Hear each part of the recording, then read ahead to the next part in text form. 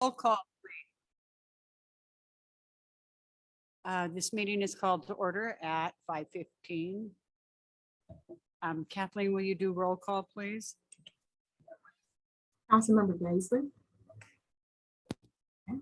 Councilmember Uphoff, Aye. Councilmember Warnick, Mayor Pro Tem White, Here. and Mayor Sagawa. Here. Okay, we have 3 members present. We have a quorum for the meeting. Do we have any public comment? No public comment. Okay, then we will recess to closed session. For the items listed on the agenda, correct? That's correct.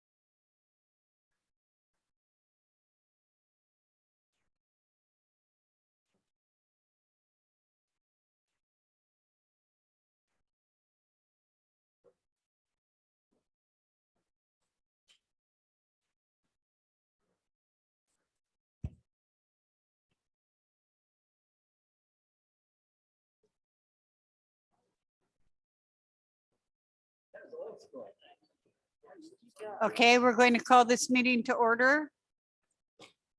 Kathleen, will you do the roll call? Oh, I'm sorry. Let's have the flag salute first. Barry, would you like to lead us?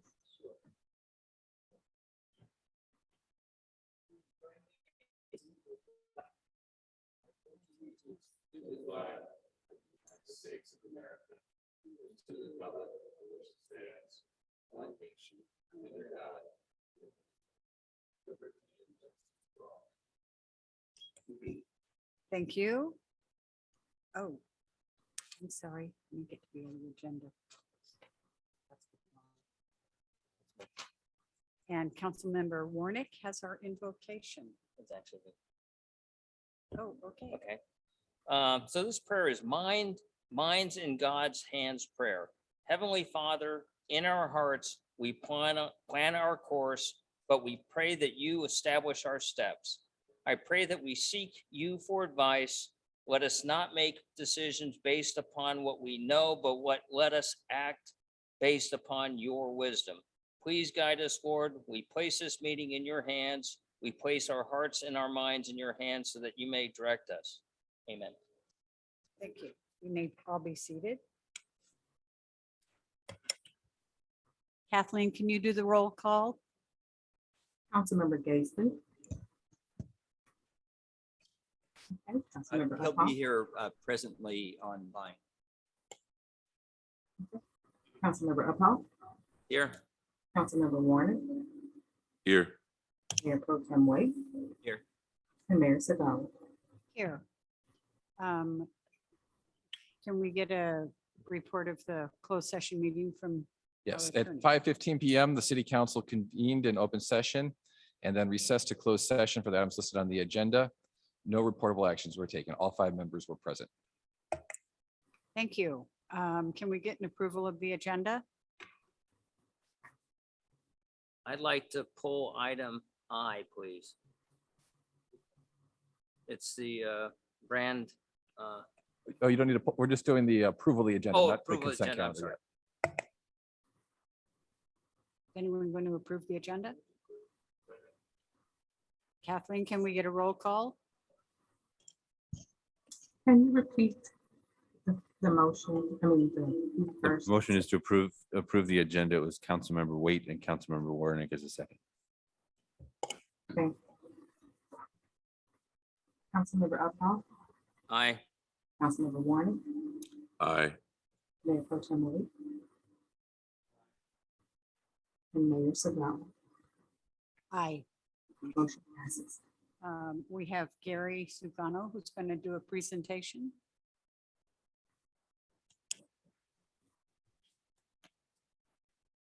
Thank you, Madam Mayor. It's my pleasure to introduce our newest employee and newest member of Team Lomita, Juan Ibarra. Juan is our new administrative analyst in the city manager's department. His most recent experience is with the city of Long Beach in a similar position with their water department. He'll be working on housing items related to Lomita Manor, CDBG. Most importantly, implementation of our new state organics recycling requirement, emergency preparedness, and other special projects. We're happy to have him on board and expect him to do great things for the city. Did you want to say something? I'm very excited to join the team and be the best public servant I could be. And it was nice meeting all you guys. Well, thank you and welcome to the city of Lomita. It's nice to have you. Welcome Thank you. aboard. You'll find us a little different experience than Long Beach. A better experience, I must say. Because we're the friendly better. city. And if you don't believe it, oh no. Thanks for having Have me. you guys. with- I Thank really you. appreciate you being part of the team. Thank you. Next is oral communications. Person speaking, wishing to speak on the consent agenda items or subjects other than those scheduled are requested to do so at this time. In order to conduct the timely meeting, a 5-minute time limit per person has been established. Government Code Section 54954.2 prohibits the council from discussing or taking action on a specific item unless it appears on a posted agenda. Kathleen, do we have any speakers for oral communication? Yes, we do. We have Michael McAvoy. Okay, Michael? Good evening, Mayor Sagala, Mayor Pro Tem Waite, and council members. I am Michael McAvoy from the Lomita Library. I'm the community manager, library manager at Lomita Library. I have just a couple of announcements to make tonight. I just want to tell everyone that this week the library will be closed on Friday and Saturday, December 24th and 25th, and again next Friday and Saturday, December 31st and January 1st for the holidays. But in other news, we're going to start up our Smarty Pants story times again the following week, which will be on January 5th, and every Wednesday in January at 11:30 a.m. The story times are set for kids 2 to 5 years old, and they'll include books and songs and rhymes and movement. And children will be learning school readiness while also having fun. We're encouraging parents and caregivers to because of the limited capacity, to register that week, the week of January 5th. And they can either do that through the website or they can give us a call. But other than that, thank you very much. Thank you. It's always nice to have your updates for the library. Kathleen, are there any other speaker cards? There are no more speaker cards. Okay, thank you. We will move on to oral communication and meeting attendance from the city council. Madam Mayor, if I might, before you do that, I just want to note that Councilmember Gaisley has joined the meeting. Oh, okay. Councilmember Gaisley has joined us. Yes, I have. All Madam right, Mayor. thank you. Councilmember Gaisley, why don't you start us off with oral communication? Okay, I will. I'll make it brief. I think it was last week, I went to the South Bay Chamber of Commerce, elected R. Mark Warnick as its new president.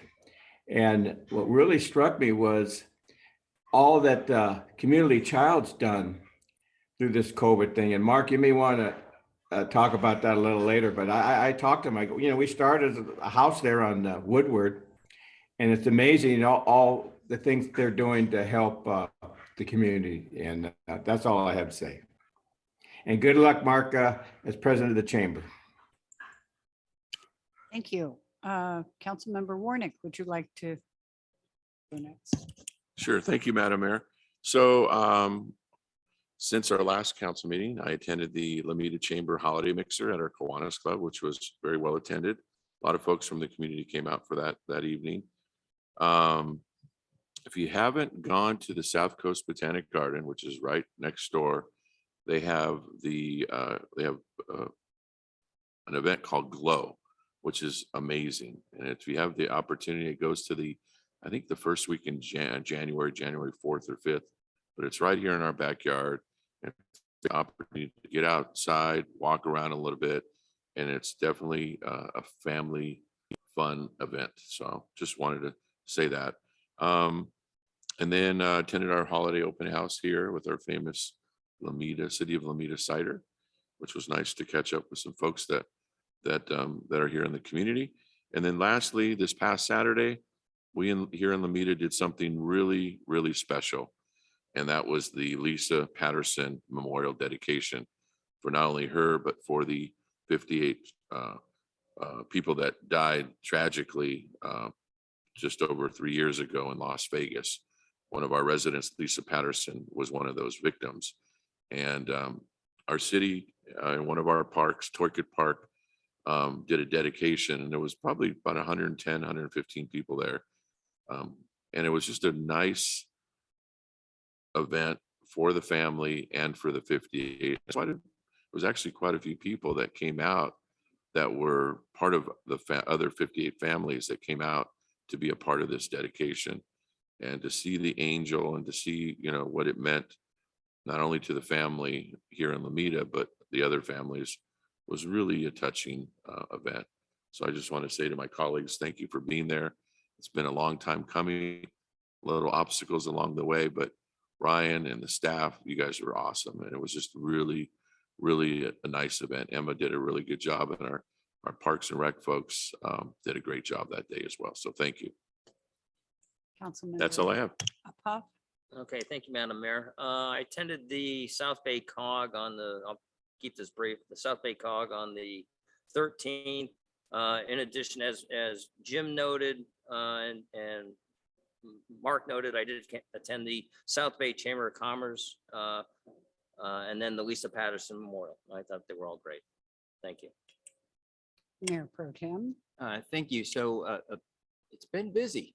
You look back at the calendar, you go, oh, I forgot we had that, and that. But back on the 8th, I attended the BizFed 9th annual political forecast, which was certainly interesting, talking about where things are going, and generally pretty upbeat, actually. So that was nice to know. We had the employee appreciation event on the 9th, and it was really good to spend time with our employees and show our appreciation for their hard work, their continuing hard work.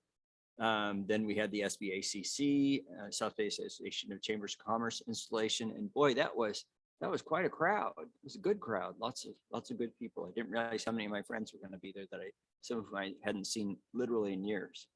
And then we had so about the Park Memorial, that was classy. The whole thing, the park is so nice and serene and appropriate for that. It's like it was just designed for it. A little creepy that it works out that way, but anyway, it's something to be proud of, and I hope people can get over there and take a look. It's only open during the daytime. The park is closed off at night. And it was also nice to hear the residents around it say, I really like this park, and I didn't think I would. So that's great. Let's see what else. We had the steering committee meeting for the COG on the 13th that Councilman Uphoff and I attended. That might be enough. That's plenty. I'm sorry, I did need to mention one other thing, which is I gave blood last week before last week. And the reason that's important is because blood donation is way down because of COVID restrictions. The way they can handle people and such is limited, and there are more and more restrictions. So for those of you who are able to give blood and have done so in the past, if you would step up, that would be a wonderful thing. And for those of you who haven't tried it, it's really not bad at all. I will go with you. I will sit and hold your hand if necessary. But I can't tell you, when I used to run blood drives, how many people came to me afterwards and said, well, why are people all scared? Like, well, you were one of the ones who were scared. But the best was I had an employee who said, oh, no, I'll never do this. And I finally got him to do it. He came back to the office. I was sitting at his desk, and 10 minutes later, well, I'm just going to go donate another pint. I'm a big guy. I got it. And needless to say, the Red Cross did not think that taking an additional pint was a good idea, but it was just good to see that somebody's barriers were so lowered by it. So it is important. You can literally save somebody's life by doing something so easy. And right now they're doing, I think, a $10 Amazon gift card. Before that, it was a t-shirt. Sometimes it's just knowing you did something wonderful like that. And afterwards you get to eat like a pig and know all you're doing is replenishing yourself. So what's not to like? So I would just ask everyone to consider giving blood. Just think about it. Thank you. Thank you. And I would like to also reiterate the Lisa Patterson Park. If you ever get a chance to go over to the park, it is a very nice place to go. Ryan, City Manager's report. Quick thing for you, obviously, as you all know, starting at noon on Thursday, we will be closed through January 3rd. We'll be back. So our services are still continuing. There won't be any interruptions to street sweeping or trash service. Those are ongoing. Although we won't be issuing citations for street sweeping, but we do ask, if you are able, please move your so we can keep cleaning the streets appropriately. But we won't be issuing citations for that.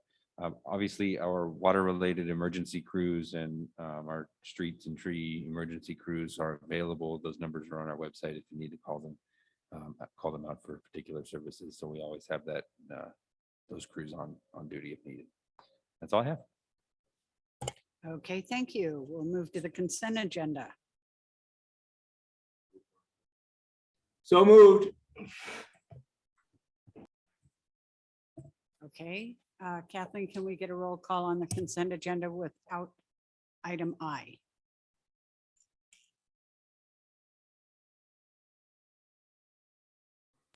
I'm sorry, I'm having trouble hearing who seconded. The motion was by Councilmember Warnick, and the second was Councilmember Gaisley, with the exception of item I. The consent calendar. Thank you very much. Councilmember Gaisley, Aye. Councilmember Uphoff, Aye. Councilmember Warnick, Aye. Mayor Pro Tem Wade, Aye. Mayor Sagala. Aye. Motion passes unanimously. We should note here that we have something well, just noteworthy on this agenda, which is item where is it? Oh, item K is, I believe, the longest agenda item we've ever gotten on the consent calendar. So this is opting into the settlement agreement with the distributors of opioids. So people should be aware that we are doing that, but thank you for what was undoubtedly a horrendous amount of work. Well, thank you for paying attention to the grisly details of those settlements from those. Okay, Councilman Uphoff, do you want to discuss item I? Yeah, I just want to say, give kudos to the legislative subcommittee. You know, we have talked about all the things that the state are placing, the requirements that the states are placing on the city, such as SB 9. And I think this is an opportunity to, you know, influence the outcome positively for a city such as Lomita. So I appreciate that. That's it. Okay, can I get a motion for approval for item I? So moved. Second. Kathleen, the motion was by Mayor Pro Tem Waite, and the second was by Councilmember Warnick. Councilmember Gaisley, Aye. Councilmember Uphoff, Aye. Councilmember Warnick, Aye. Mayor Pro Tem Wade, Aye. and Mayor Sagala. Aye. Motion passes. Aye on aye. Move to item 8. Discussion and consideration to approve the city's audit report for the fiscal year 2021, 2021, presented by Susan Kamada. Thank you and good evening, Mayor and members of the City Council. Tonight, we have our auditors, Ron Lopez from Gruber and Lopez Incorporated, here to make a brief presentation on the outcome of the audit. Good evening, everybody. If we can go to the next slide, please. Just a little bit about the audit process. Our audit was performed in accordance with government auditing standards. And the objective of the audit process is to ensure that the city's financial statements present fairly in all material respects, the respective financial position, which is the balance sheet, and the statement of activities, which is the income statement of the city of Lomita. And to meet these objectives, and in accordance with the auditing standards, we perform various tests. And those are documentation and testing of internal controls over all accounting processes. On a sample basis, we test disbursements, transfers, and journal entries for compliance with the city's policies and where applicable, compliance with state and federal grant requirements. We also confirm with third parties, we confirm cash, investments, our attorney's response to certain revenues and receivables and long-term debt commitments. We perform compliance and allowable cost tests on the use of federal funds and non-federal funds. And we reconcile city's general ledger to detailed subledgers. And we also evaluate the reasonableness of the city's estimates and assumptions. The audit products or audit reports produced are the CAFR, which is the Comprehensive Annual Financial Report, the report on compliance and internal control over financial reporting in accordance with government auditing standards, a report on compliance and internal control over federal awards, which is called the single audit, the appropriation limit or GAN limit, which is agreed upon procedures on compliance. And we also issue a communication letter to those charged with governance. The results of the audit, we issued an unmodified opinion on the city's financial statements on November 23rd, 2021. An unmodified opinion is the highest opinion an auditor can issue. The government auditing standards report disclosed no noncompliance and no material weaknesses or significant deficiencies in internal control. And the single audit on federal awards reported no noncompliance and no material weaknesses or significant deficiencies of internal control over compliance on those federal awards. And the appropriations limit report disclosed no findings. Financial reporting. The city has been the recipient of the Government Finance Officers Association's Certificate of Achievement for Excellence in Financial Reporting for the June 30th, 2020 audit report. And the 2021 report will be submitted to the GFOA for consideration in a couple weeks. Some financial highlights. The section of the CAFR, the Management Discussion and Analysis, which starts on page 3, is an important component of the CAFR, and it'll give you a good understanding on the financial highlights of the fiscal year 21. And some of the highlights of the 2021 year include government activities, which represents all the city funds except for the water fund. Revenues increased by 4.2 million from the prior year, which was primarily due to the federal economic relief that was received by the city in response to COVID-19, as well as increases in development, building, and safety fees related to the PICERN project, and then Measure L tax increase. Expenses increased by 856,000 as a result of increases in COVID-related expenses. And as a result, net position or equity increased by 3.6 million, which was positive net income. The business type activities, which is the water fund, revenues increased by 353,000, and that was primarily due to increases in water usage billings. Expenses decreased by 450,000, and overall net position or equity increased by 1.5 million. All governmental funds combined, overall fund balance increased by 3 million to 14.5 million, of which 992,000 was unassigned. In the general fund, fund balance increased by 831,000 to 7.5 million, of which 1.1 million was unassigned. And total capital assets decreased by 722,000, and that was just a result of annual depreciation. City's overall outstanding long-term debt increased by 1 million, and that was due to increases in OPEB and net pension liabilities. Some budgetary highlights in the general fund. Actual revenues were more than the amount budgeted by 1.7 million or 16%. Taxes and assessment revenues had a significant increase over budget by 904,000 or 17% due to federal economic relief in response to COVID, as well as increases in development, building and safety, and Measure L increase. Actual expenditures were less than budgeted by 340,000 or 4%. Overall results, actual revenues over actual departmental expenditures for the general fund were 3.2 million, which did not include transfers out. Are there any questions or comments on the CAFR or any other reports that we issued? Yes, Mayor Pro Tem, wait. So can you back up a couple of slides to the one that has the water agency? One more. There we go. So on the first bullet point saying that expenses decreased by 450,000. What is that related to?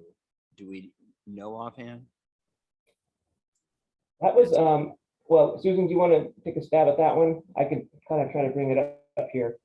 Sure. So we had vacant positions that were budgeted but not filled, and just a reduction in operations itself. So they didn't order as much supplies as they needed.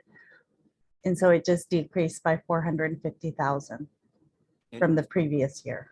Would we expect that level to continue into this year, or was that an anomaly? No, it's not an anomaly. It just depends on if they fill the vacant position that's there. And I guess depends on how much work and operation supplies that they'll need to purchase this year. Okay, thank you. Of note here, Councilmember Wade, I think it's worth noting, since we're talking about the water system, your expenses related to the operations of the water system over the last, although we're looking at last year, over the last couple of years have been definitely higher than they have been in the past, because we've been operating on 100% imported water, which is, we all know, is more expensive than when we can produce water locally. So if that's to continue, I would expect that our operations expenses, our purchases of imported water would continue to increase. Thanks. Do you have any other questions? If you have no other questions and there's no objections, we will receive and file. Do we have any public comment on this one? Any what? Was there any public comment? Any public comment, Kathleen? No. Okay. Then if there's no objection, we will receive and file. Is that all right with everyone? Thank you. Item number 9, discussion and consideration of a resolution declaring a drought response level 1 shortage alert, presented by Carla Dillon. Thank you, Mayor. Good evening, council members. I will give a brief presentation on the drought response level 1 shortage item. In May of this year, the council adopted a new water shortage contingency plan that has 6 levels of alerts. Earlier this year, the state declared a statewide drought emergency, which includes Los Angeles County. The Metropolitan Water District has also declared a drought emergency. And then most recently, the West Basin Board of Directors declared a shortage level 3. They were previously at level 1, and in late November, they jumped to level 3. And until our granular activated carbon project is completed at the Cypress Water Production Facility, Lomita is currently importing 100% of its water through the West Basin Metropolitan Water District. So tonight's resolution is to declare a drought shortage level 1. And being that West Basin jumped to level 3, there may be some additional restrictions or mandatory conservation coming down the road at this time. There is no mandatory requirement for member agencies. However, in light of their steps, the water subcommittee reviewed the water shortage stage 1, and we're recommending tonight to move to stage level 1. Next slide, please. I'm not going to read all of the prohibition restrictions. However, they do focus a lot on landscaping, general irrigation, best practices, and response to leaks. And so with that, I'll see if there are any questions.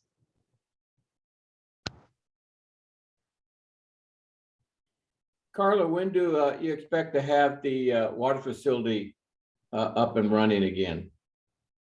The project is expected to be completed in late spring, early summer. Okay, thank you. You can go back one slide, please.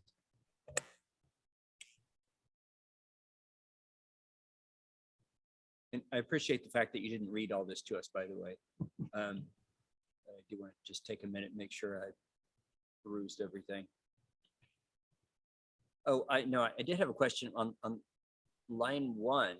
So does it matter if we're talking about sprinklers versus ground irrigation, like drip irrigation systems or something like that?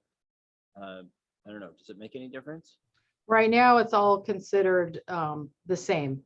So these would apply whether it's drip or spray irrigation. Okay, thanks. Do we have any comments from the community? Kathleen, I have received no request to speak on this item. any other questions or comments from the council? Okay,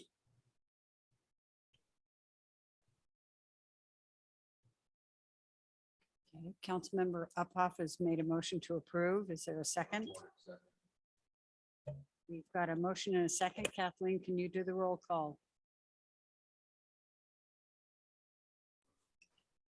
Can you confirm the second? That was Councilman Warnick. Thank you. I apologize. I can't hear. Councilmember Gaisley, Aye. Councilmember Uphoff, Aye. Councilmember Warnick, Aye. Mayor Pro Tem Wade, Aye. Mayor Sagawa. Aye. Motion passes 5-0. Thank you.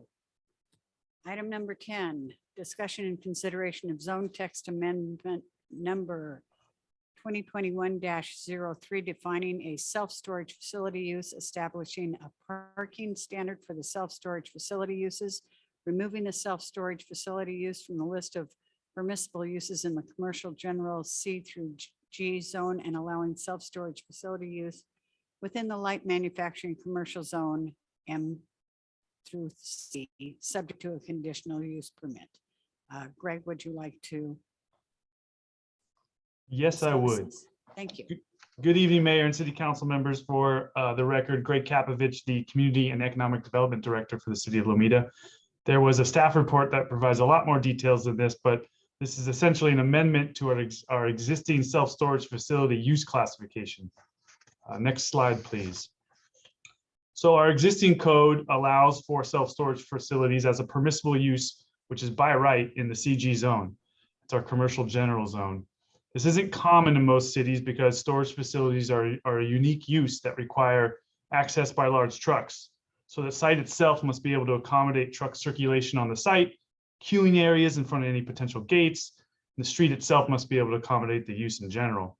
So as it stands, any storage business could locate within any existing building in the CG zone without any additional review by Planning Commission or staff regarding how that use operates and interacts with the surrounding community.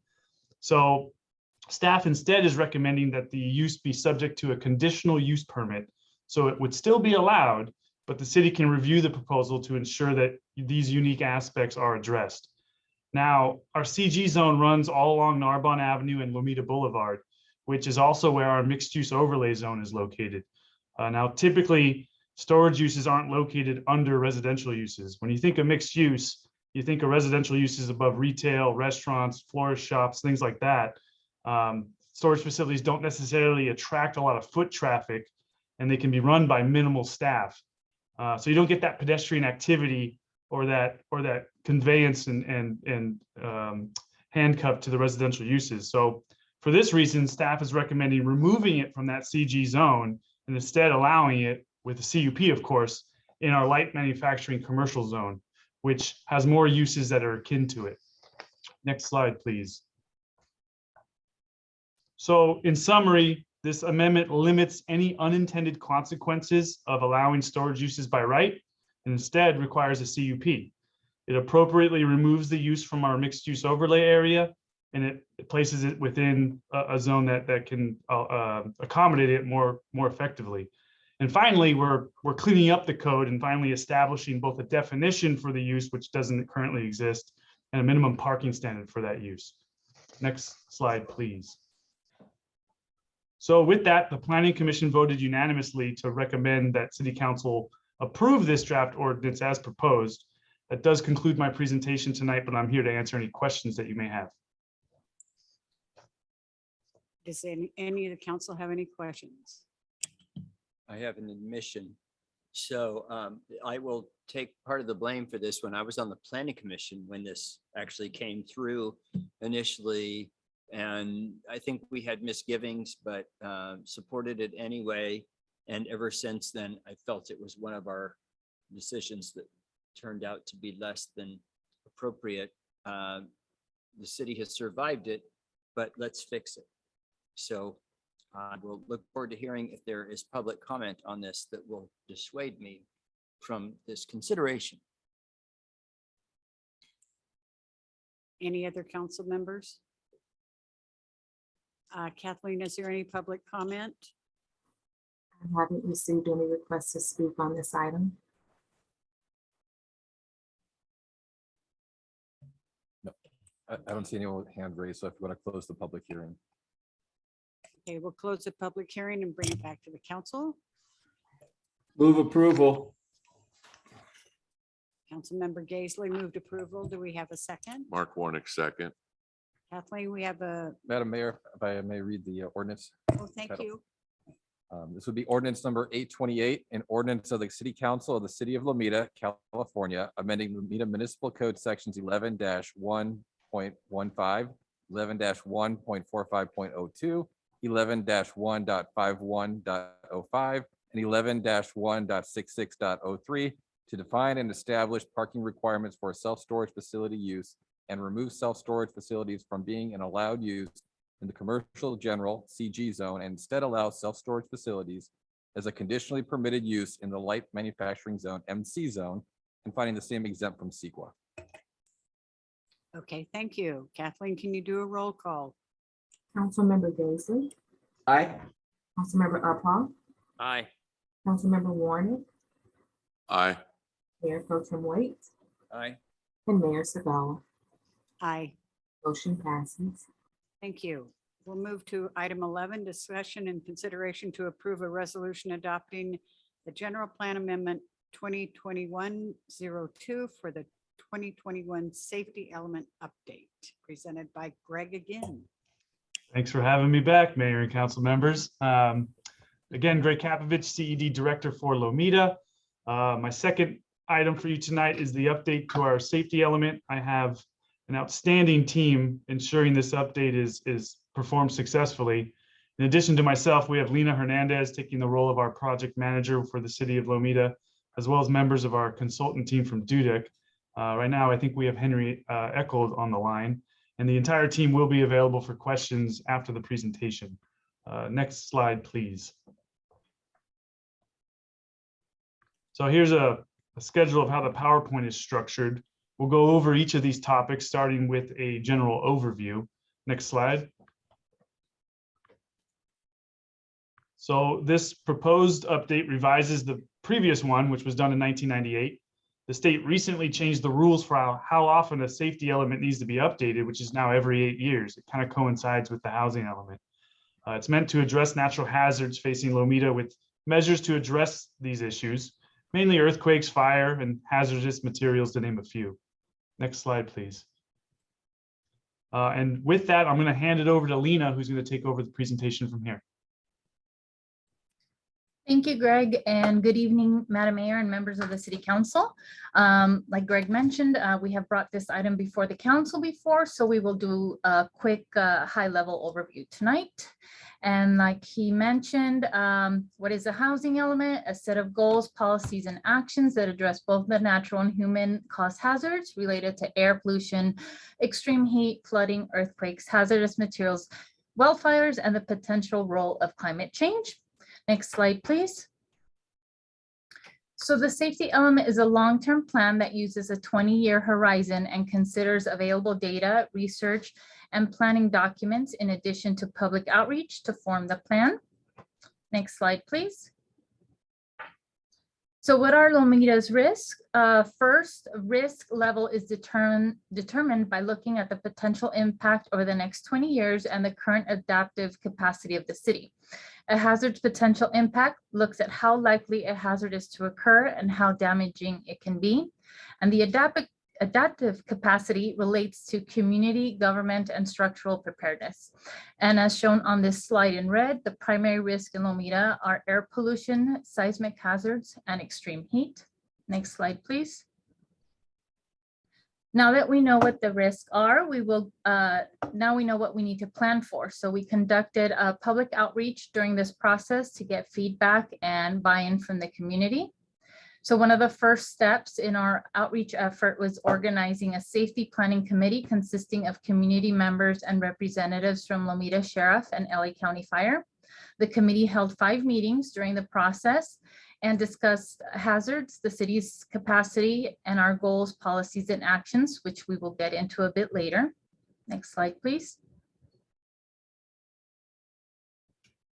Since the proposed safety element update followed a similar timeline to that of the housing element, we combined our outreach efforts, and the first joint workshop was held in April, in which the team introduced and covered the purpose of the element and how the policies and plans can be implemented in the city. Next slide, please. We also had a dedicated webpage on our website to promote public participation through online activities, including a community survey. And we hosted an in-person booth at the farmers market where we collected survey results on paper and gathered an email interest list. We had 95 respondents. Next slide, please. Then, as you may recall, we came before the commission and the city council for a joint session in June for a second workshop. Next slide. And then again, we used all of our city's available outreach avenues to invite further input from the public on the draft safety element during a 4-week period. And then on November 15th, the item was presented to the Planning Commission. It received a unanimous recommendation for adoption. And now I will quickly go through the goals, but we will get into the policies and actions related to these goals next. The goals and policies and action section of the safety element is organized into 4 planning phases designed to enhance the resiliency of a community by outlining the efforts to mitigate, prepare, respond, and recover.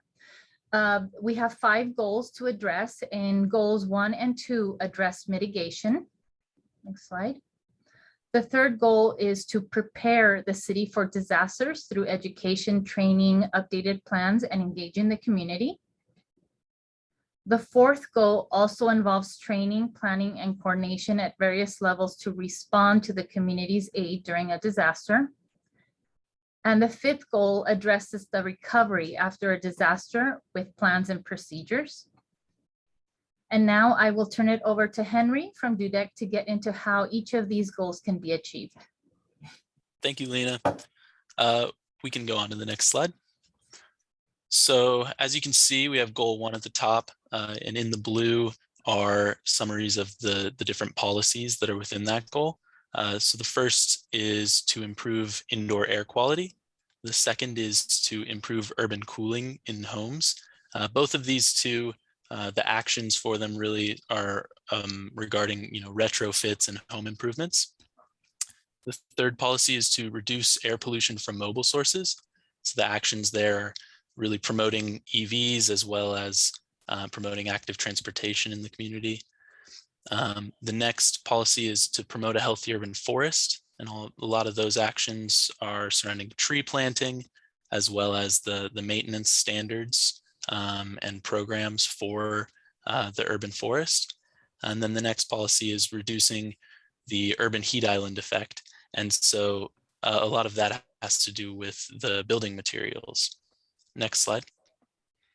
Goal 2, so a city designed to minimize risks from hazards. The first policy is seismic retrofit essential facilities. So really prioritizing the critical facilities that are needed, during hazard events. The next is retrofit housing while preventing displacement. And then after that is seismic and soil studies. Both of those really have to do with following the building code. The next one is maximize fire resistance of existing and planned development and infrastructure. Again, that has to do with building code and making sure that updates are being made as new building materials are coming out and state code is changing. And then the fifth is making sure that the runway protection zone that covers about 3 parcels in Lomita is consistent with the FAA land use standards. Next slide. The third goal is a city prepared for disasters. So the first policy has to do with inclusive hazard preparation and education. So really what we're talking about there is making sure that we're inclusive and making sure that we're reaching all groups in the city when we're doing education about hazards. Policy 2 is train emergency response volunteers. And so for Lomita, that's the community emergency response teams, or CERT. And that definitely was something that came up a lot in the workshops that we did. And it seems like it's been a great program to this point, and hopefully can continue to build on that momentum. The next is evaluate and improve capacity of stormwater infrastructure. And so that has to that means developing green streets. The next is regulating use, transport, and disposal of hazardous materials. Really, that's following federal standards, as well as letting people know where they can dispose of household hazardous materials. And then siting and design, making sure that improvements to recreation centers or other community centers improves the resilience in the future. Next. So goal 4 is emergency response designed to serve a range of community needs. First policy has to do with mutual aid systems and making sure that training and participation in these mutual aid systems is going on. The next policy has to do with vulnerable populations and communities with low rates of car ownership. So making sure that you're getting responders to the people who are the most vulnerable to the particular hazards. And then the next one is evacuation routes.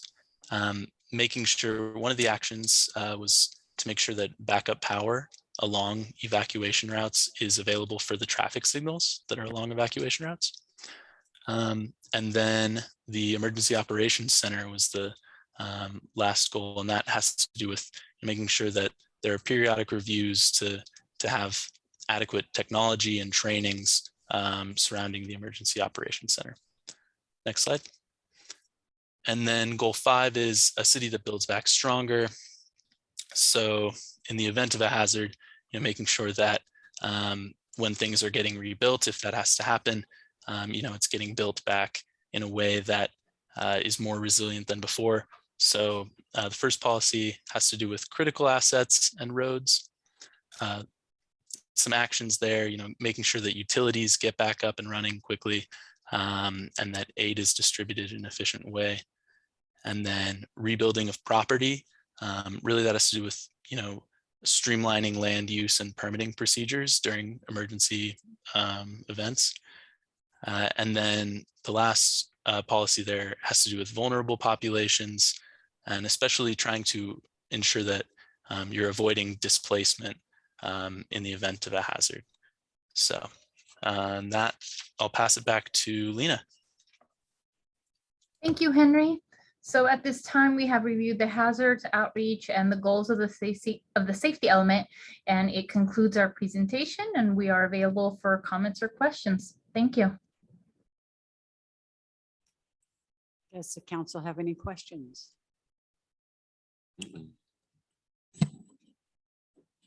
So a couple of things. First of all, I thought this was really interesting. I expected I would just sort of breeze through it in my reading and like this would all be perfunctory and then, we just approve it. But then as I went through it, I found actually a lot of meat to this and a lot of good things. So I feel really good about that. And these are things that I think are easily digestible by the public and that we can make something from. So kudos to staff, kudos for the consultant for making that work. And then just something that bugged me on that I don't know if I was reading it right or not. On page 22 under who, where it says no populations are specifically more at risk because of an earthquake, but low-income households may be more likely to live in older and retrofitted homes. Shouldn't they be unretrofitted homes? I mean, since this is actually going to be an adopted element of the general plan, I want to make sure we got it right. Anybody know? It does seem to be a typo. Yeah, we can, with your authority, we can make that minor amendment before we publish this thing. Yeah. That's my biggest complaint in all 1,063 pages of this. I'm exaggerating. It was only 126 pages. Out of how long was our agenda? 1,792 pages. Wow. Kill a tree for Lomita. Anyway, I'm glad that we generally have this in electronic formats. But so again, kudos to staff and thank you so much for doing something I think that isn't boilerplate and actually works for us. Any other council member have any questions or comments? Do we have any comments from the public, Kathleen? I have received no request from the public to speak on this item. Okay, then we'll bring it back to the council. And we'll close the public hearing and bring it back to the council now. Is there anyone that would like to make a motion? Yeah, I'll make a motion. The Councilman Uphoff Second. has made a motion with Councilman Warnick seconding. Kathleen, will you do roll call? Including the Yeah. minor amendment. To confirm that is staff's recommendation with the correction indicated by the mayor pro tem. Is that correct? That's correct. Councilmember Gaisley, Aye. Councilmember Uphoff, Aye. Councilmember Warnick, Aye. Mayor Pro Tem Waite, Aye. and Mayor Sagawa. Aye. Motion passes 5-0. Thank you. Item number 12, discussion and consideration to approve general plan amendment 2021-03 for the 21 through 2029 housing element update. And Greg, you have been busy. It's your turn again. Thank you, Mayor, and council members. At this point, we're going to continue our discussion from the December 7th council meeting regarding our update to the housing element. Next slide, please. Again, my extremely talented team returns tonight to walk us through the update. And that is Sherry Rep Loadsman with the city and our consultant from DUDEC, Elizabeth Dixon. Next slide, please.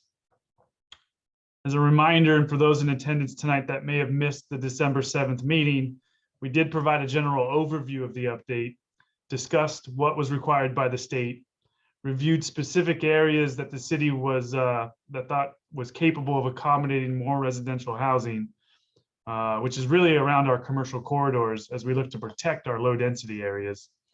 And we quickly reviewed the 30 programs designed to encourage additional housing, which would be built by our private development community, which is really the state's intent with this whole new state law and all the new regulations that they're providing for everybody to follow.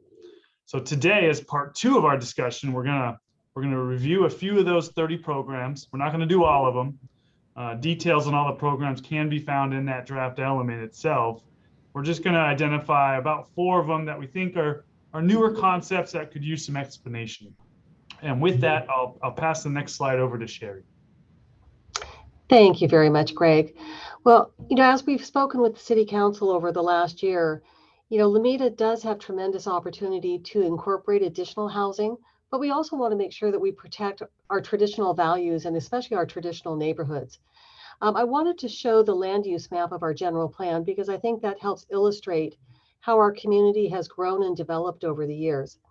You can see that 65% of Lomita's land is actually designated for single family or low density homes.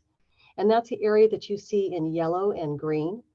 And then we have 18% of Lomita that allows for multifamily.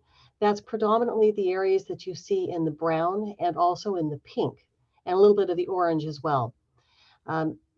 I think what's interesting to look at is, when we were going through the RENA and trying to kind of get our thoughts in line with how we were going to provide housing, I think the Planning Commission and City Council pretty quickly came to a consensus. And this happened at our June 2021 workshop, where the council really focused on housing along our major corridors and really trying to provide protective measures to preserve what we already have in terms of housing, but really to protect our low density areas as well. But we also recognize too that there was a need to encourage more home ownership within Lomita. 47.5% of the community is home ownership, which means that really the majority of our residents are renters. They may have long-term stability within the community, but it also may mean that we have higher turnover in our rental population. Next slide, please.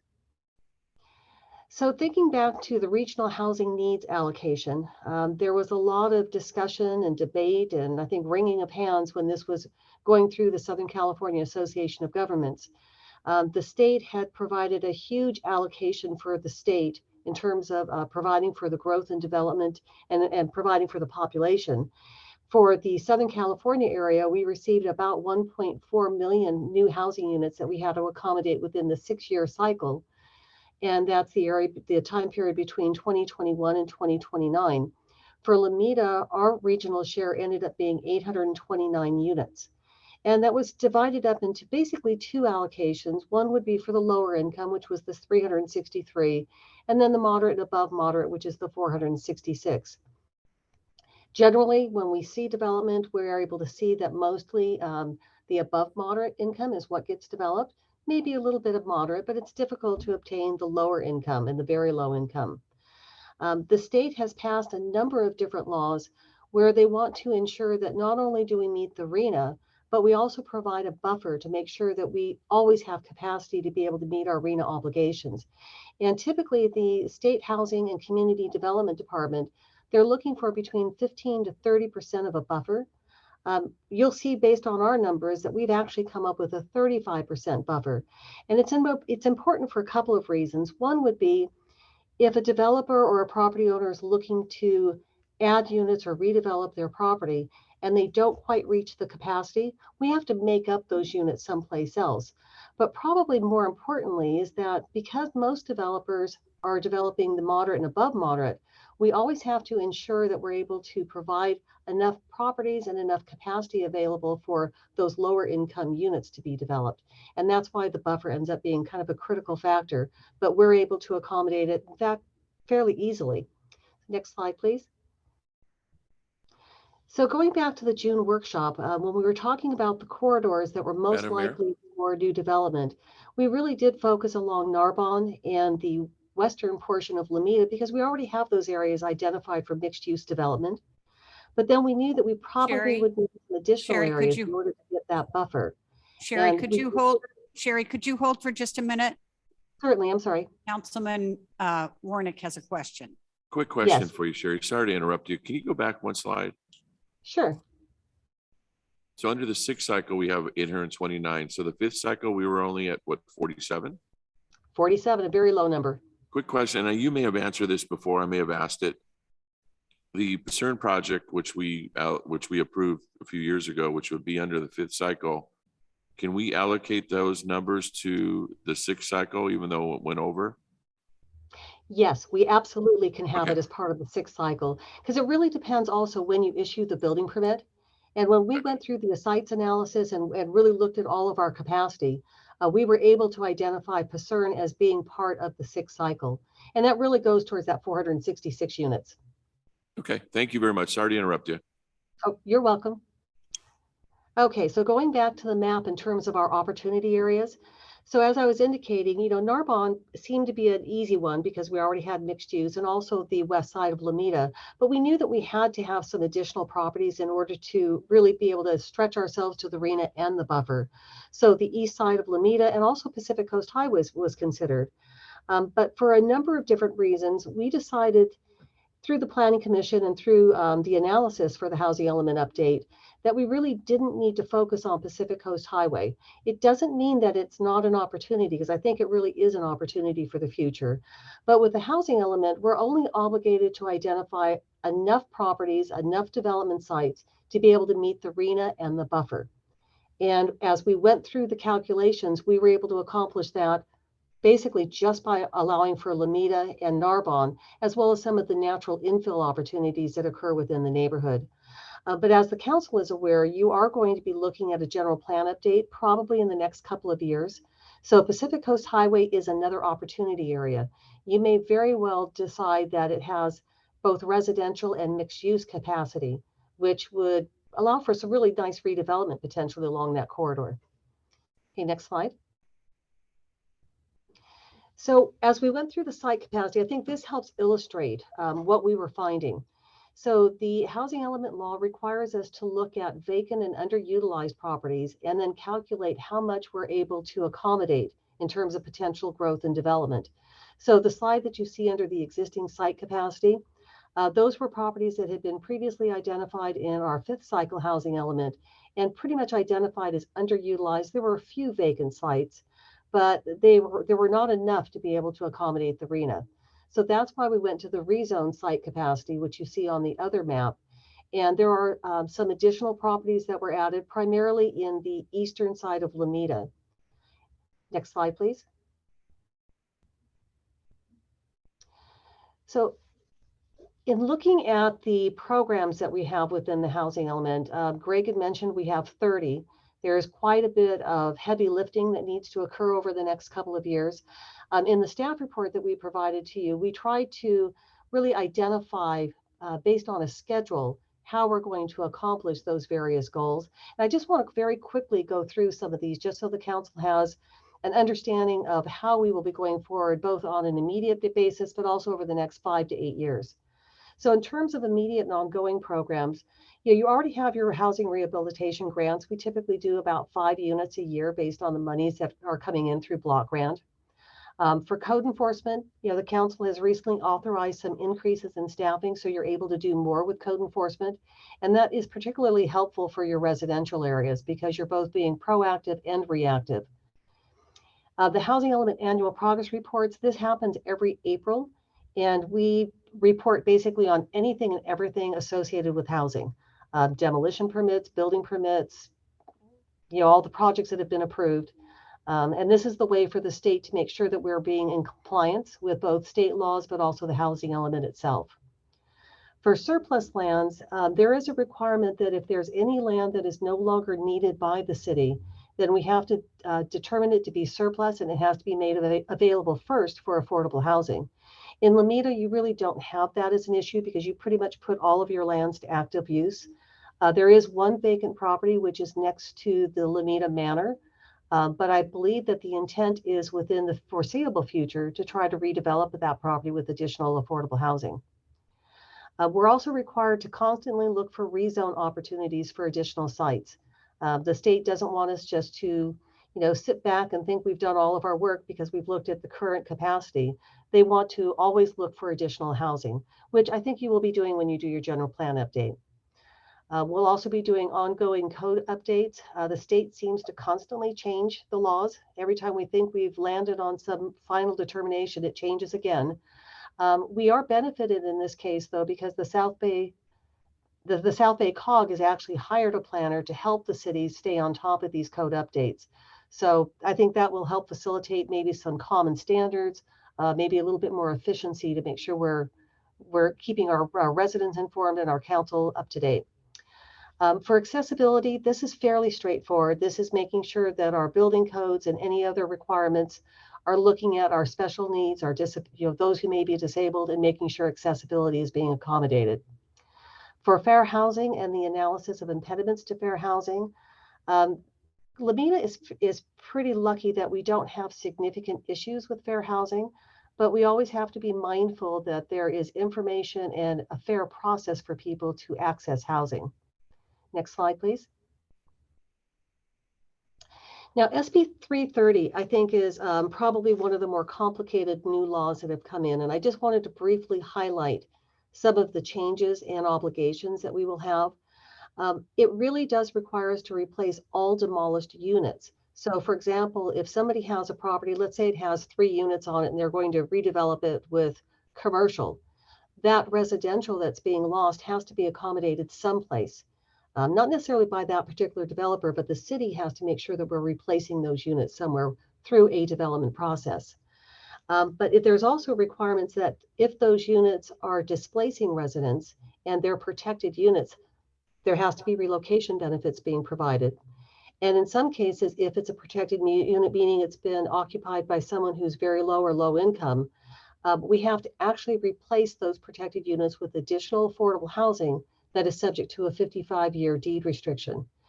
This is a new requirement, and I think it's going to be a little bit more complicated as we try to figure it out going forward. But we will be working with all of our developers to make sure that they're aware of these obligations, because frankly, they really don't understand it at this point.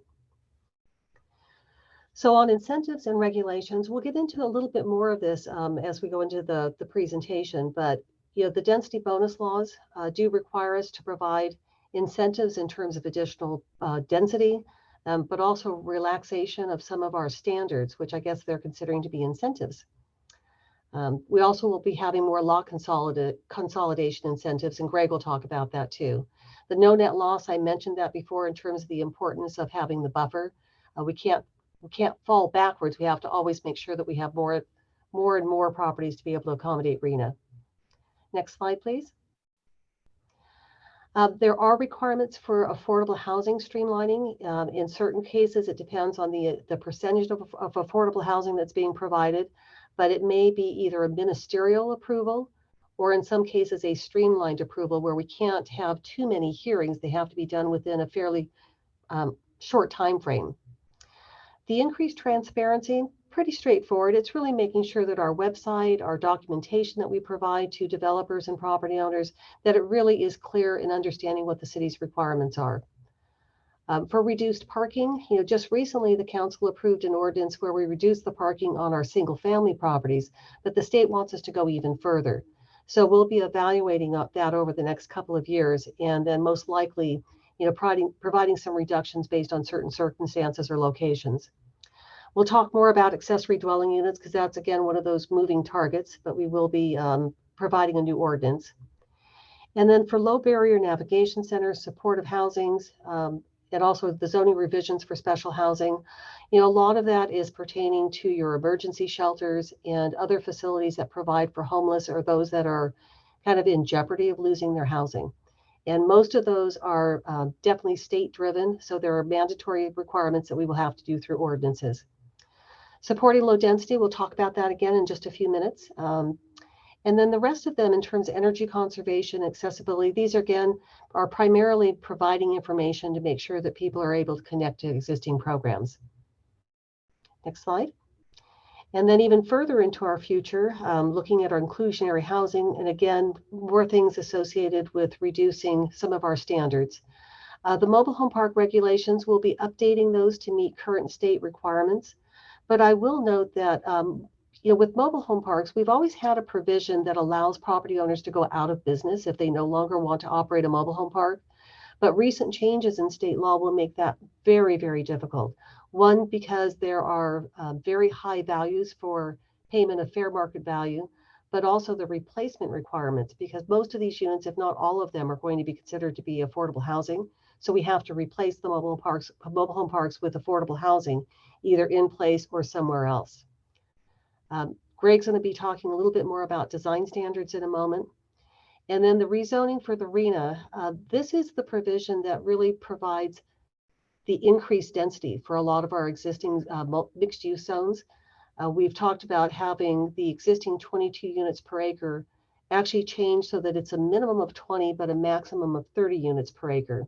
And then in certain circumstances, because of incentives, we may actually see even greater density because of affordable housing and or lot consolidation, which allows us to have better and bigger types of development.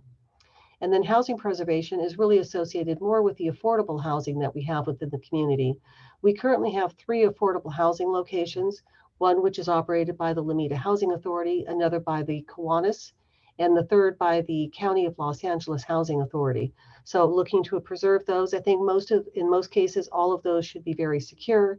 But Kiwanis, because it's not a publicly owned property, we will be outreaching to them to make sure that they're able to maintain their affordability. Next slide.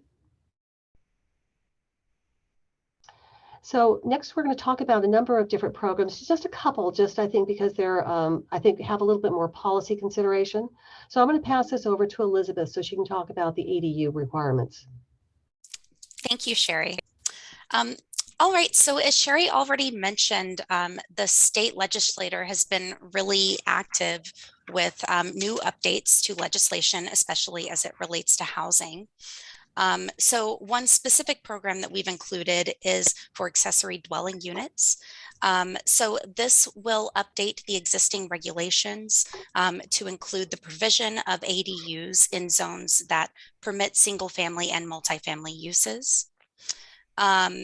One accessory dwelling unit and one junior accessory dwelling unit are now permitted on a lot with a single family home. But the city does currently implement state standards. A locally adopted ordinance, this would really allow for some flexibility for the city. So to be able to tailor that, the state's requirements a little more locally. And then the program of the housing element also includes an update to the city's website. So making sure that those resources and that information are available for property owners and developers. And then also an incentive for the production of ADUs that may be offered as affordable to lower income households. So I'll pass things back to Sherry for the next slide. Thank you very much, Elizabeth. So, it's been interesting looking at some of the recent state laws for development within our low density residential.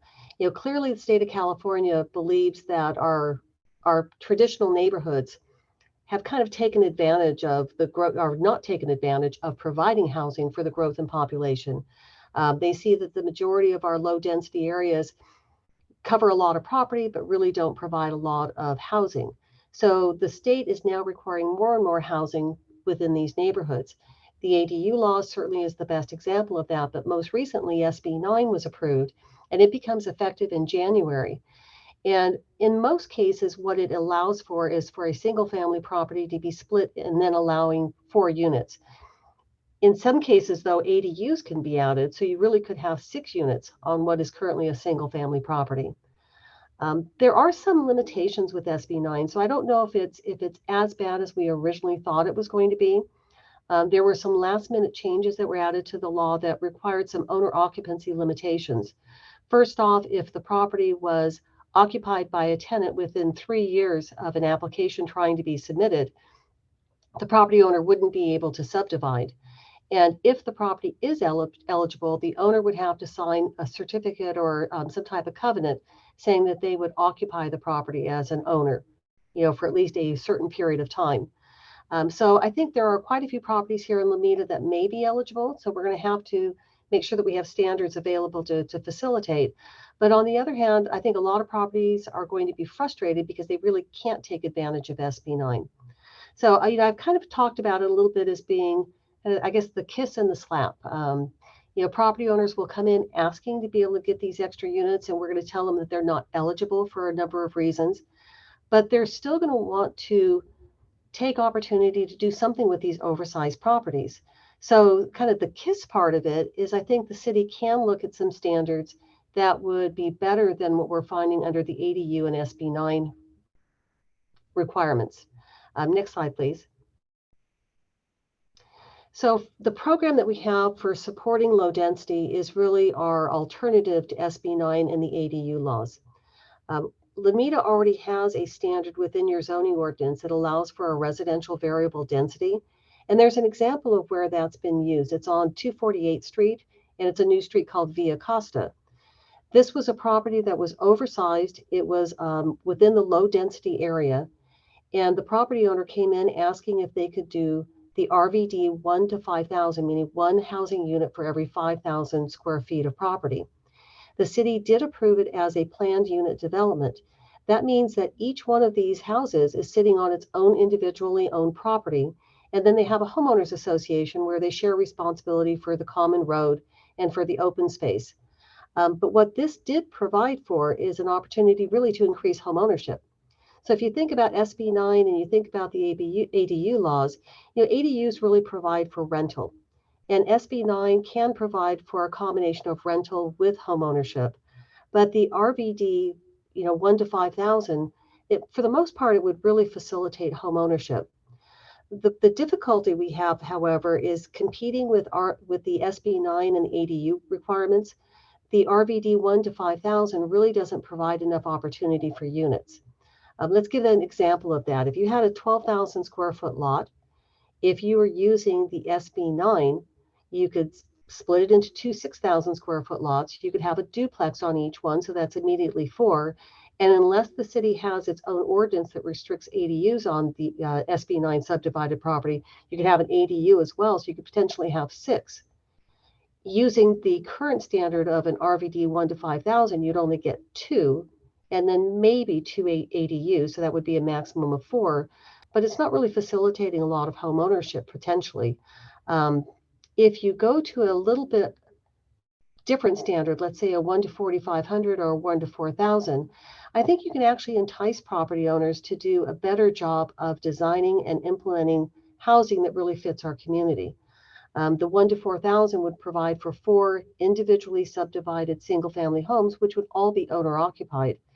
And the benefit between the SB 9 versus an RVD standard is that the city could then require better standards. SB 9 typically does not require parking. If you're within a certain distance of a high-quality transit corridor and a high-quality transit stop, then you don't have to provide parking.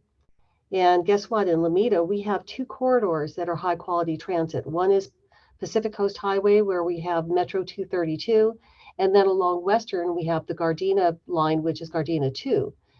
So both of those have at least 15-minute intervals or less, which means that properties that are around it wouldn't have to provide parking under SB 9.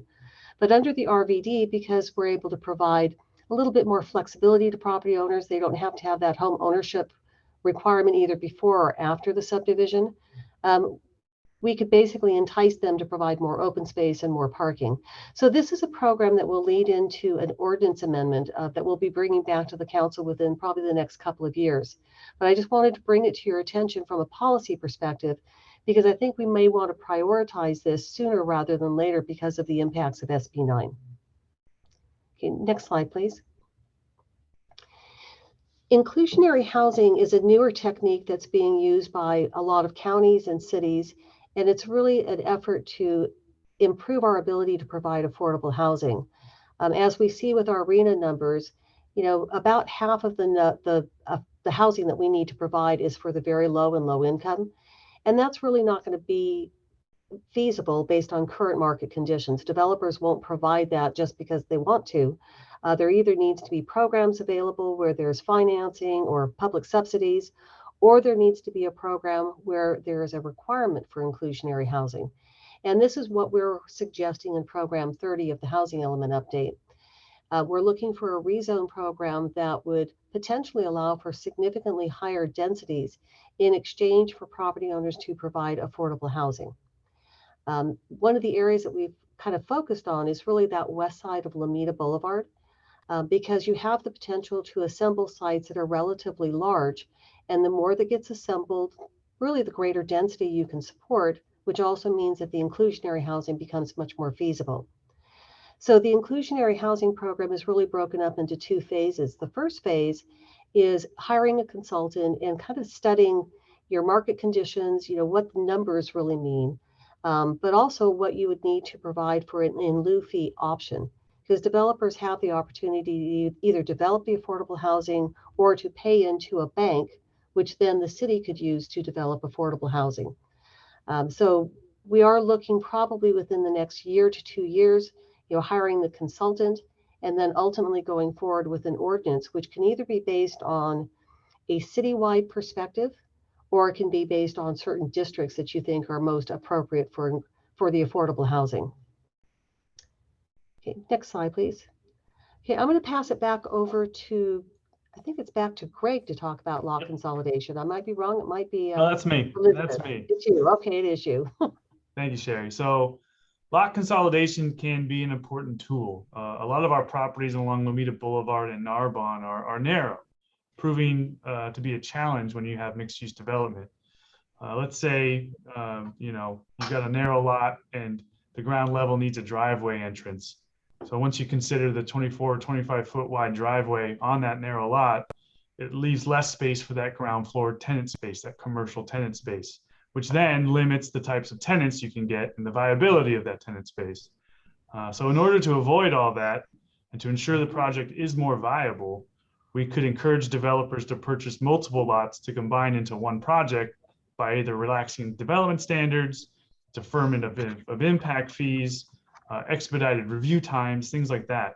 Now, this program is the idea to direct staff to further review how this would work.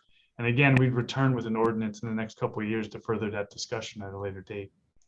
Next slide, please.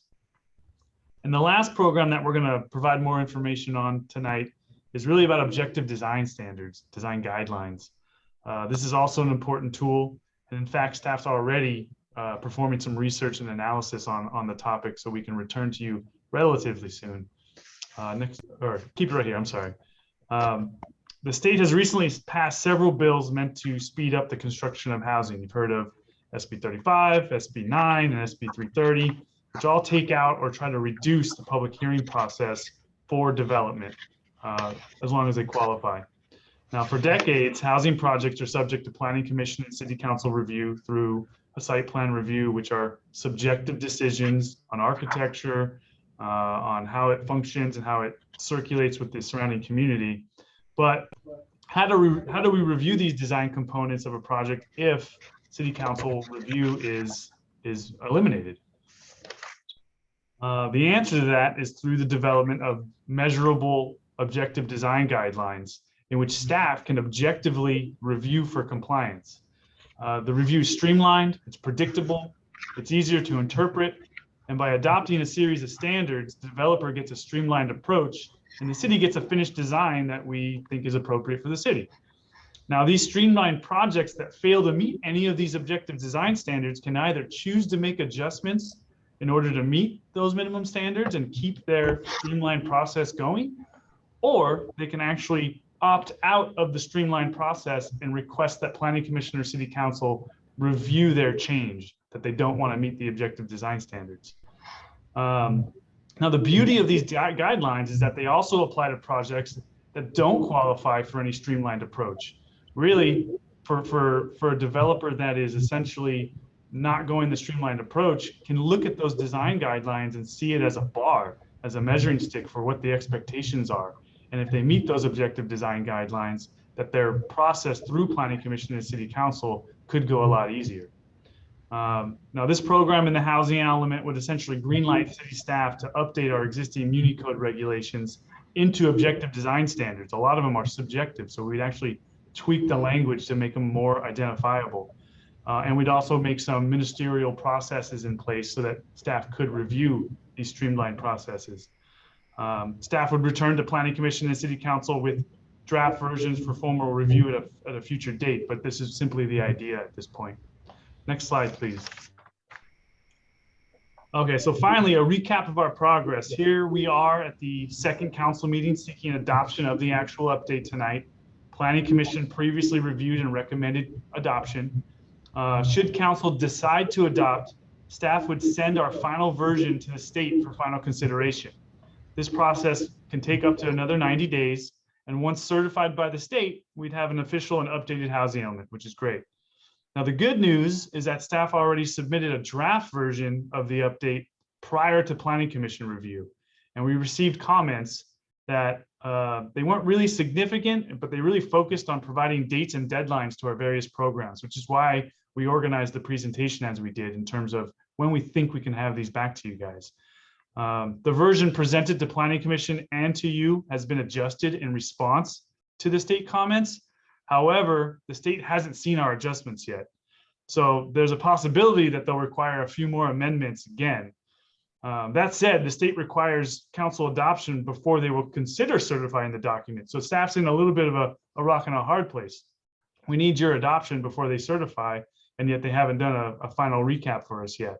So as a result, we've added some language to the resolution, allowing the city manager or his designee to make minor modifications to this housing element without having to return to council to readopt. Now, obviously, any comments that we got from HCD in the state that were big, we'd absolutely return to you and review those. But the idea here is that we try to streamline this process. And again, we don't really expect that to happen anyway. Next slide. So staff and the Planning Commission recommends you adopt the resolution approving the negative declaration and the housing element update. That doesn't conclude our presentation tonight, but we do stand ready to answer any of your questions. Thank you, Greg. Does anyone on the council have any questions? Councilmember Waite.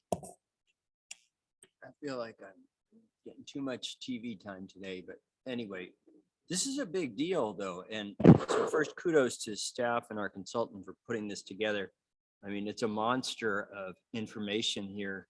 And I spent way too much time looking at pie charts and things and maps, but that's my thing. I don't put it on others, but a few in particular that I wanted to point out on page, in our packet, it's page 147. In the page numbering within it, it's Appendix D, page 8, showing redlining from 1935, where anyway, that just blows you away. And looking that we had restrictive covenants on developments in Lomita, and we've come a long way, but that is quite stunning to see what probably 3/4 of Lomita was redlined back in the day. And then I wanted to look at the housing burden maps that are on page 171 to 172, or that's page 32 in, find it. Almost there. Yeah, there we go. Appendix D, page 32 and 33, showing the rent burden and the home ownership mortgage burden, with the idea being that it's not healthy to have people spending more than 30% of their income on their household income on rent or mortgage. And if you look at this data back from 2015 to 2019, let alone now, it shows that the vast majority of Lomita is rent burdened, meaning people are paying more than 30% of their income in housing, and in some cases significantly more. And for home ownership, the numbers are, it looks like about half, close to half, maybe 40% are rent burden, or excuse me, cost burdened. And if that shows, I know the state is dumping a lot of junk on us, but the fact is we need to do things anyway, because like all of us have kids who are now of the age where they're trying to find some place to live. And my house is worth far more than I paid for it, which is kind of great for me, but lousy for everybody else. And I'd be better off if it weren't worth that much, because I see our own family being priced out of the market. So my son and his wife are going to be moving back in with us rather than their lovely Koreatown apartment they've been living in because the rent's going up to $4,000 a month on a 2-bedroom apartment. And they can't buy a house, even though they're both professionals. He's an engineer, she's an architect, but you know, that's just not a long-term survivable metric. And so we really have to do something. Anyway, I know it's all in here, but it's terribly important. And then I wanted to zero in on one site that I don't see listed anywhere, which is at the end of 254th Street. There's a site that is, according to my calculations, 9/10 of an acre. And I don't see that one appearing on any of our maps as an opportunity. And I'm wondering if there's a story on that, or Greg, do you know, or does anybody know on that thing? Elizabeth, do you know which property he's referring to? I can't speak to the specific property. What I can say is that when we look at the capacity within Lomita, we of course start with those vacant sites, of which there are very few. And we're looking at those vacant sites where the current zoning allows for residential uses. When we're looking at sites that we're considering underutilized, we are also looking at existing units. So what we want to understand is, can we get a positive yield through net new units? And if you can describe the property a little more to me, that may be able to help me understand why it may or may not have been included. It's on the far western end of 254th Street, and it's a vacant lot on the south side. Councilmember Wade, I think I I can. look at it and we've I always think I wondered can what the probably answer story some of is that. with it. And Yeah, actually, this is Sherry. If I can interject, it actually is shown. So if you go back to our existing site capacity map, it is actually shown on that map. okay, where do I find that? In our presentation, Elizabeth, if you went back to the slide, which is slide number 7, we did show that under our existing capacity because it is one of the few vacant sites within the city of Lomita. Yeah. And yeah, I'm not sure why it hasn't been developed because it is really a lovely site. But yes, if you look on the existing site capacity, see the red over at the There we very go. far side, That's I the believe one. that's the property that you're referencing to. Yeah. So, oh, this is why I thought it was odd, actually. I'm sorry, it disappeared again. But anyway, so it shows as not being an opportunity for rezoning. And it seemed to me big enough that maybe it should be an opportunity for rezoning. And it's almost an You know, acre. it is certainly something you can consider. I think from our perspective, because it was right in the middle of the neighborhood, we felt that by maintaining a low density standard and perhaps using like the RVD standard that we were just talking about, that would still allow for a planned development where you could have detached condos or detached units, part of an association, and you could still accommodate quite a bit of growth in that property. If you were to rezone it, let's say go to a multifamily designation, you know, typically we're looking at 17 units per acre or higher for most of our multifamily. And that might be considered to be out of character for that street. Yeah. Anyway, it's something worth taking a look at. I don't know that 17 units per acre would be out of character for that street. It's kind of a mixed street now, and it's nice. And something nice could be built there. But right now, in fact, it's actually an eyesore and kind of a hazard. You can tell that even though they put up fences, that, you know, fences are just a sign for children saying, please climb me. Yes. So you can see paths running through it and such, but it's a pretty nasty looking fence. So it's a case where something would be better than nothing. And we don't have many of those opportunities around. Of course, there's the question of who owns it and why it's not developed, but you know, maybe they just like it that way. I don't know. I'll tell you, there's plenty of developers who've asked us about that property, but they don't seem to be able to get a property owner that's willing to talk to them. Yeah, the same ones who come by and ask me about my next door neighbor's property. But yes. Yeah, same kind of thing. Okay, thank you very much. This is really great work and gives us a lot of things we have to do. Any other council members have any questions? Yeah, just kudos. I think it's an excellent report. My first go around of reading, you know, this stuff, and I certainly appreciate the effort that went into it. And as Barry noted, a lot of work going forward as well. Anyone else? Yeah, thank you, Madam Mayor. Again, kudos to staff for doing all this work. This is a lot. This is like overload. What do you need us to do tonight? So just that I'm clear. We're adopting the resolution approving the revisions to the housing element, Okay. and they'll be submitted to HCD. So tonight's the night. We don't have any other. Yeah, I think it's important just to kind of recap where Sherry and Greg were going here, because you're right, this is a ton of information for you all and for the public, but it's important to note that what you're doing here tonight is you're approving a plan that goes to HCD for their approval, and they blessed this, and we're basically telling them that over this cycle, here's the things that we're going to start discussing and putting into place, which means over these next couple of years, you all are going to have some very in-depth conversations about all of the things that we've identified within this plan. So you're not actually taking most of these actions tonight. You're simply approving, you're telling them we're committing to go do these things.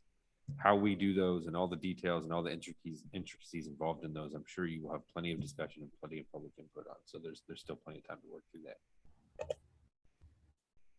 And then one more final thing. I know Sherry had mentioned general plan in a couple years. That's going to be sooner than 2 years, correct? Yeah, we're actually, well, I think it's probably going to be, well, to be honest, I'm not sure, but we are moving faster with our funding of that process than we had originally anticipated. We thought we were. Remember, with your goals just this year, we said that's something we'd like to start funding for. Absolutely. We've already started Okay. with your year-end last year, and with some of our budget planning, we've already started and already put some money aside. So we're moving faster than we thought we might in that. Okay. Originally, we were anticipating that would be a 2 to 4 year process. Yeah, sooner than later for sure. I mean, I don't know what my colleagues think, but I think we're overdue. So sooner than better, sooner than later, of course. The beauty of that is by doing the housing element and the safety element and some of the other ones that we've done recently, you're taking a significant chunk out of that and doing it. And we don't want to get too far out from that process. Gotcha. Because if you're doing this now and then doing that 5 years from now, you can get disjointed. And we've seen that before where we have elements that are out of sync because they're so far apart in their adoption dates or the revision. So I would concur with Councilman Warren. That's all I have. We need to open this up for public comment. Do we have any public comment, Kathleen? I have not received any requests to speak on this item. Okay. Yeah, I don't Then see any we will hands raised. close public comment and bring it back to the council. Is there anyone that would like to make a recommendation? Well, I'm willing to make the motion to approve. I'll second. That's Councilman Waite making the motion with Councilman Uphoff, I'm sorry, Mayor Pro Tem Waite Doesn't matter. with Councilman Uphoff. I Second. Kathleen, can you do roll call, please? Councilmember Daisley, Aye. Councilmember Uphoff, Aye. Councilmember Warren, Aye. Mayor Pro Tem White, Aye. and Mayor Sagawa. Aye. Motion passes 5-0. Evidently, Councilmember, Mayor Pro Tem Waite would like to go back to a certain item. that we I'm had. sorry, I missed one earlier that I didn't realize was on consent. Maybe Greg, if you're there, if you can just answer this or take it in, maybe we don't have to do anything further. But on the vacation for the public alley down the street here, I was just wondering why we're doing that particular chunk of it. I went and looked at it on my way over and was sort of scratching my head over that. So I noticed that this is requiring, there's further work to be done before we actually prove it. So maybe if you can just take a look at that and see if we are including everything that we should be including. In other words, are we holding on to pieces that we don't need to hold on to? And then when this comes back at the point, we could consider that. Sure, I can do that for you. Okay, that's it. Thank you.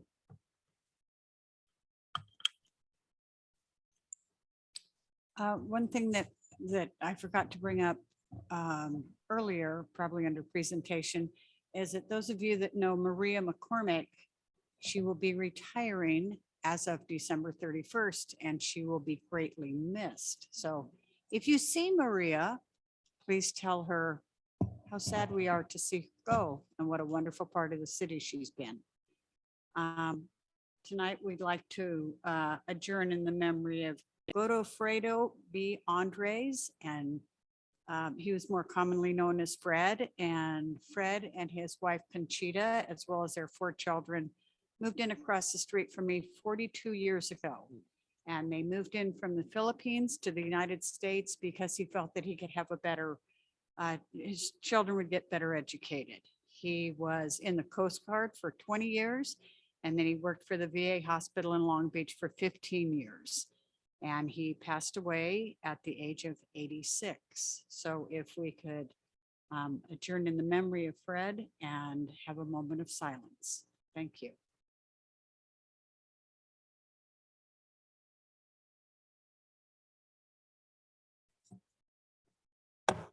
This meeting is adjourned. Thank you.